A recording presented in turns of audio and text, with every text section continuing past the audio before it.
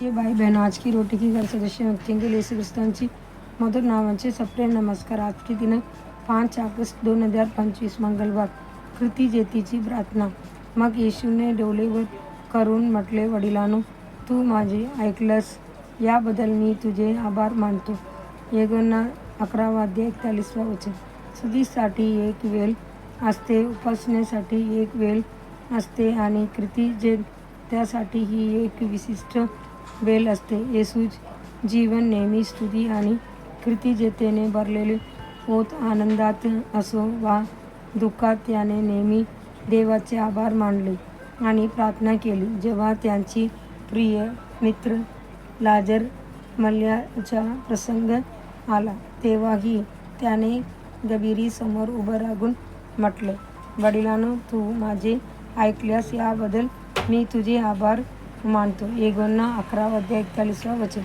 कृतज्ञता म्हणजे एक आभार मानणारं हृदय, जे आनंदाने प्रभूने केलेल्या सर्व भल्याचे स्मरण करून त्याची स्तुती करतो. जो कृतज्ञतेचा यज्ञ अर्पण करतो, तो प्रभूची उपस्थितीला आमंत्रण देतो. प्रभू स्वतः म्हणतो, जो कृतज्ञतेचे यज्ञ अर्पण करतो, तो मला गौरव देतो. स्तोत्र 50:23. आणि आपण ठामपणे म्हणूया, मी सदैव परमेश्वराची स्तुती करेन, त्याची स्तुती सदैव माझ्या तोंडात असेल. स्तोत्र 34:1. जेव्हा येशूने 5,000 लोकांना खाऊ घालण्यासाठी 7 भाकर व काही मासे घेतले, तेव्हा प्रथम त्याने देवाचे आभार मानले. मग ते शिष्यांना दिले आणि त्याच कृत्यामुळे भाकराची भरपूर वाढ झाली. मत्ती 15:36.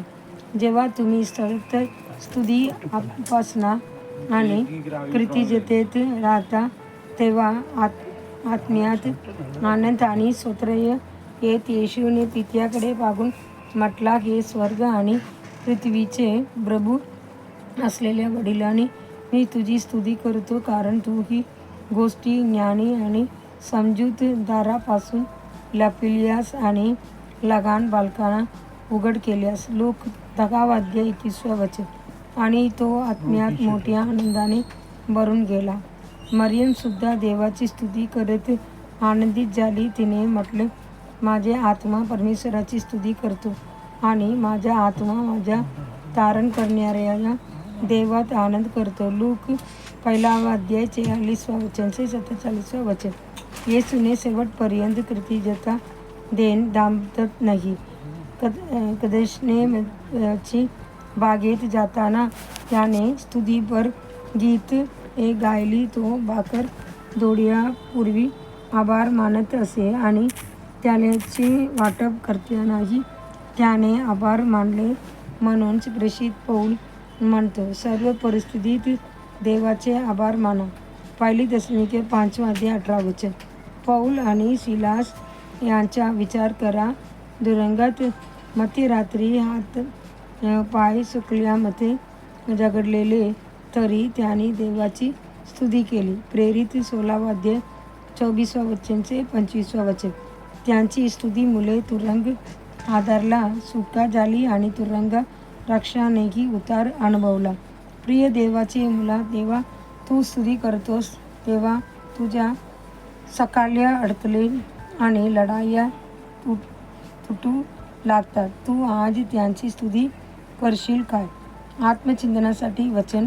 म्हणून येशूद्वारे आपण देवाला सतत स्तुतीचा यज्ञ अर्पण करूया, म्हणजेच त्याची नावाची उघडपणे कबुली देणाऱ्या ओठांचे फळ. इब्री 13:15. दिवसासाठी बायबल वचन. सकाळी स्तोत्र 68:69. संध्याकाळी रोमकार 8:1-21. धन्यवाद.